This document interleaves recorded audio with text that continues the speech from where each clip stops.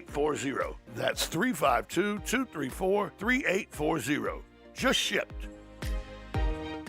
Lauren Carr, College of Central Florida Corporate College, will be Tom's guest on Wednesday, September 29th at 10:30 a.m., discussing higher education happenings. She will share how employers can support their team members through customized training that benefits their company, and also affordable training programs on everything from Excel to leadership training. Again, that's September 29th at 10:30 a.m. The College of Central Florida and your friends here at WOCA The Source provide this information to let you know what's happening at the College of Central Florida. The Ocala Golf Club, one of Ocala's premier golf courses, from its pristine 18-hole course layout to its amazing pro shop. Jason Linhart and the staff at Ocala Golf offer everything that you need for your golf outing. That's the Ocala Golf Club. Experience country club style golf at municipal prices. You won't go wrong with the Ocala Golf Club. Call them for a tee time today, 352-401-6917. Keep up with what's going on in the downtown area with Ocala Downtown Newspaper. Delivering thousands of newspapers to businesses in the downtown area, Ocala Downtown is there to keep you informed. They even have Tom's Picks, a free referral for people who are looking for a company to do work for them. Tom's Picks will refer the company that fits your needs, and all we ask in return is that you tell them where you heard about it. It's simple. For more info, just call Tom's Picks, 352-804-1223, and pick up your copy of the Downtown Ocala newspaper today. And now read Ocala Downtown Newspaper online. Each morning, we wake up thankful to live in a free nation with liberty and justice for all. But sometimes those liberties can be put in jeopardy, and you may have questions about what to do or who to call. Let Doc Blanchard of Blanchard, Miriam, Adele, and Kirkland help you find the answers. Attorneys at law since 1974 and located in downtown Ocala. If you have legal issues, don't go it alone. Call 352-732-7218. Blanchard, Miriam, Adele, and Kirkland, helping protect your liberties every day. Hey, Matt, I know Sunrise Automotive does auto stuff, but I need some tires for my truck. Can you recommend someone? Yes, I can. We do that. No, I mean I need them installed and balanced and all that. Yep, we do that. Well, my son needed his windows tinted. Yep, we do that I need my seat replaced. Yep, we do that too. I need a new roof line, a new spoiler, and a new trunk. Yep, we can even do that too. Okay, I get it. I suppose you can also do a radio show too. Well, as a matter of fact, join me, Matt Gibbs from Sunrise Automotive, every Tuesday at 10 for auto repair with personal care right here on The Source. It's Monday. Not sure how you did it, but you actually survived an entire 2 days without hearing from Tom. Good job to you. And once again, good luck.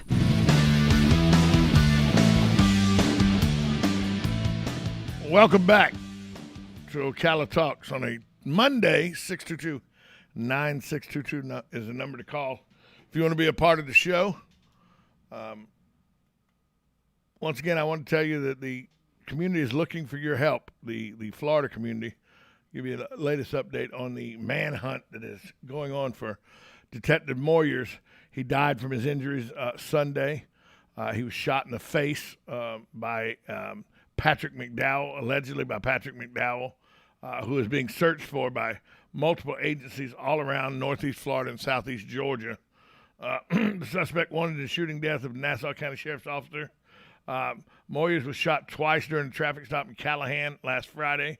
He died of his injuries yesterday. McDowell's the suspect and is considered armed and dangerous. And now it's taking on this wackiness where Dog the Bounty Hunter showed up. Yeah. I saw this yesterday where Dog the Bounty Hunter showed up in Callahan, went to the door, the door of the mom, Patrick McDowell, trying to get somebody to answer the door. Nobody answered. But now Hollywood's just trying to take over with this. Not Dog the Bounty Hunter. Sorry, wrong story. Patrick McDowell's getting looked for by the police. Dog the Bounty Hunter has now changed another story in Florida into a Hollywood story as the continued search for the estranged fiance whose girlfriend was found dead out in the I believe it was Wyoming was where her remains were found.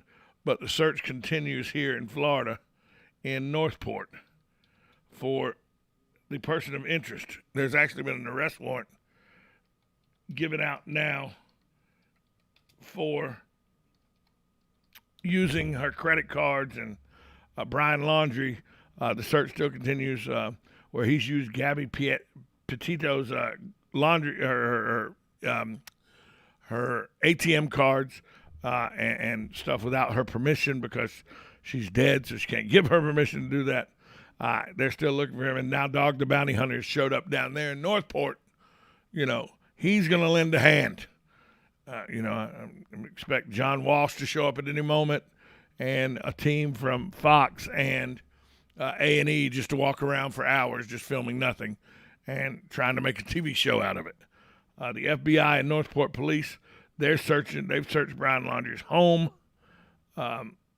in connection with the disappearance of the 22-year-old who was his girlfriend, Gabby Petito. They reported her missing earlier this month. Police said the couple were on a cross-country road trip when Brian returned home to Northport without her. Police believe he arrived home on September 1st. The FBI announced authorities were searching the vicinity of the Sprague Creek dispersed camping area in the Brigger Teton National Forest. Search revealed human remains consistent with the description of Petito. Full forensic identification was completed, and the FBI and their partners have told Gabby's family that it was definitely her that they found. So now they're looking for Brian Laundrie, and he is still at large, but now Dog the Bounty Hunter's involved as well. So, when these things get politicized and Hollywoodization, and now you got MSNBC host Joy, I never remember her name, but she said that this manhunt's, that this is racist, that, this is a racist hunt looking for this girl's kid. How? Well, because, if it was an African-American woman, it wouldn't get this much notoriety. That ship sailed. This girl's dead, and we're looking for her killer.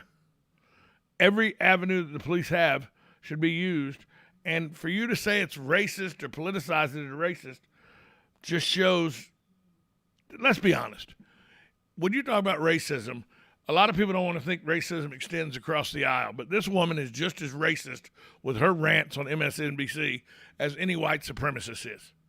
There, I said it. She is. She's as racist as any white supremacist racist is ever going to be. And MSNBC or CNBC or wherever she is that she's on, NBC allows her to do that without any retribution, without any cause to say that what she's saying is incendiary. She just gets free reign to say what she wants to say, how she wants to say it. And if anybody calls her on it, you're being racist for saying something to her. Well, how about she's racist? How about that? I said it. There you go. She's racist. And she's politicizing this when it's somebody's life that has been taken. I used to hate when Nancy Grace used to do the same thing for CNN, when she would politicize it and make it this big blown up, made for TV thing. It's somebody's life.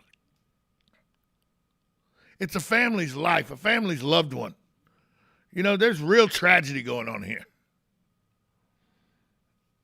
And that's why people in the news media get such a bad reputation, because women like this woman, Joey, I never remember her name.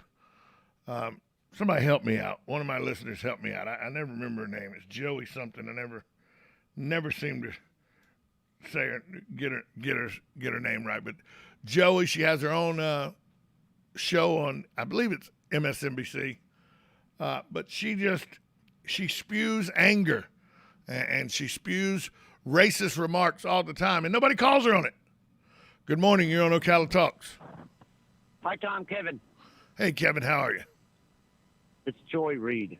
Joy Reid. Thank you. I knew it was Joy. I just couldn't come up with the last name. And, Next hour, I want to hear about Donna's visit. Thanks, Kevin. Thanks for the call, Kevin. But Joy Reid she's as racist as any white supremacist. And that's the problem with the news media, is she's considered the news media, and she's not the media.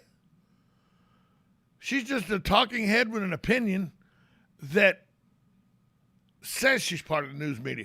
She's no better than than the stuff we had in the 90s with Sally Jesse Raphael and Maury and Jenny Jones. That's all she is. She's a shock jock that CNBC or MSNBC, whichever one it is, NBC is the parent company, and she's a shock jock that NBC allows to be on the TV just because people will. She's polarizing, so people will talk about her and give, and she gets people to watch.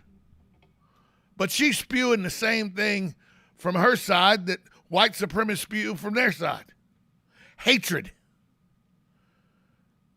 And that's never going to help anybody. So that's what's going on with with this search now for Gabby Petito's killer, Brian Laundrie, or alleged killer. Now it's being politicized, and there's race involved, and it's a woman lost her life and a family going through grief. Nothing more, nothing less. We'll be right back after this timeout. You're listening to 1370 AM, 96.3 FM, WOCA, The Source.